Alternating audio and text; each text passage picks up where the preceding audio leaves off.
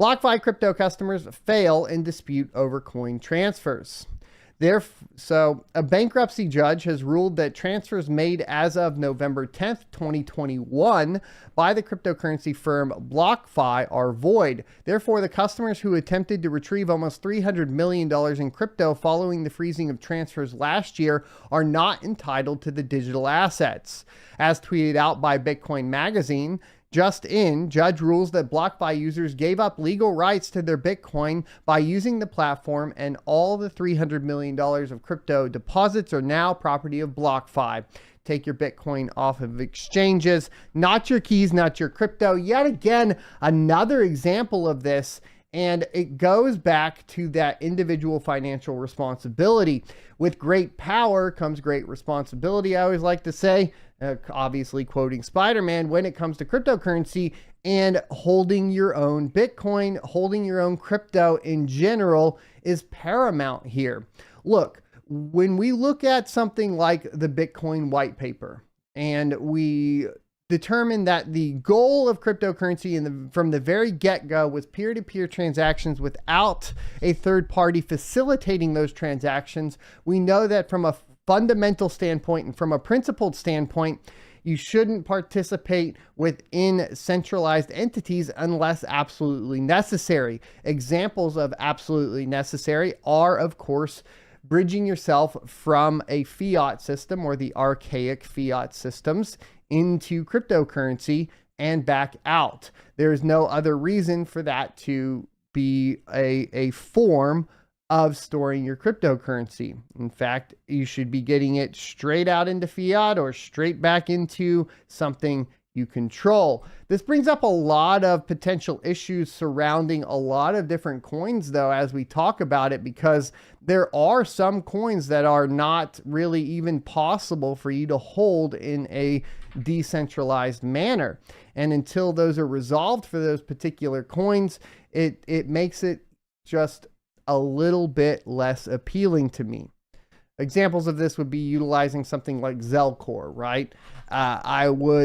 Even though I would say that it's a better form than a centralized exchange like BlockFi that is utilizing something like Gemini for custody, it still has some of those ties to centralization. So be very careful and pay attention to, if you have your keys, can you recover those keys? A good example is like if you generate a seed phrase on MetaMask, can you recover that? You can recover that seed phrase on Trust Wallet. The actual wallet that you're holding it in doesn't actually matter because you've generated that outside of it.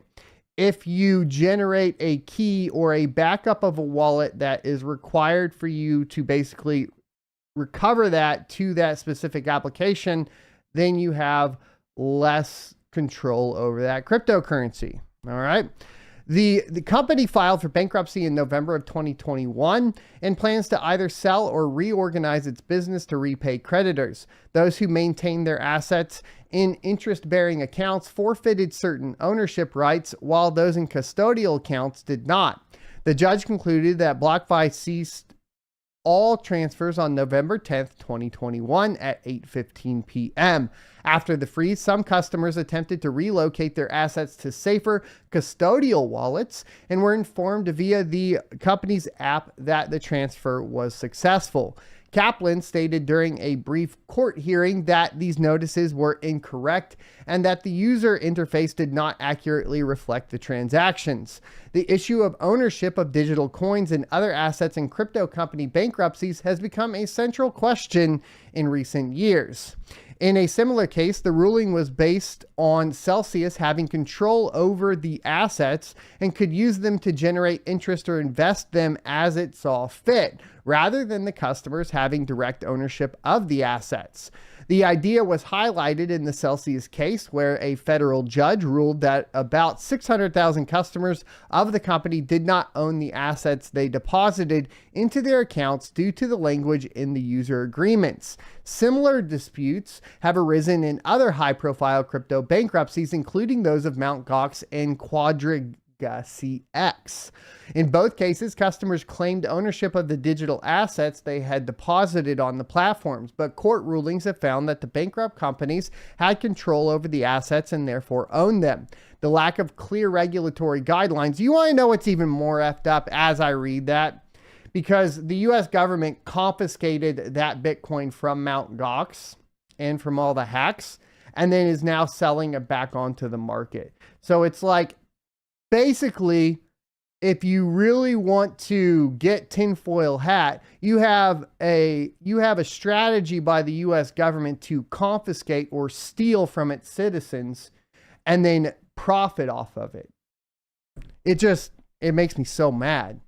The lack of clear regulatory guidelines for crypto companies has led to uncertainty over asset ownership and left customers vulnerable to potential losses in the event of company failures.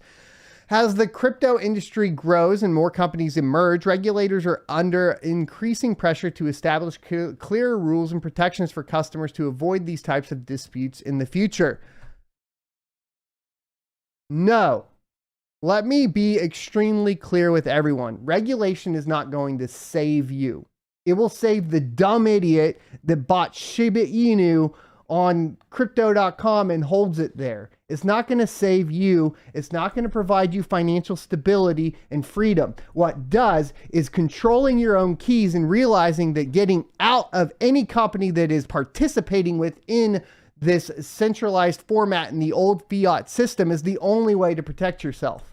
It's the only way to do it, and is the way that you have to move forward if you expect any actual change to take place. And the fact is, regulation is not going to solve jack shit. It's not going to. It's impossible. It's like trying to regulate Pirate Bay and torrents and all of that. It's impossible. It will not happen. And so you need to learn to protect yourself. It's your responsibility. Thanks for checking out this clip from the Crypto Mining Show. You can check out the full episode here or more crypto content down here. Also, I'd like you to check out my locals page at sonofatech.locals.com, where you can become a member for free or choose to be a $5 a month supporter that unlocks additional content.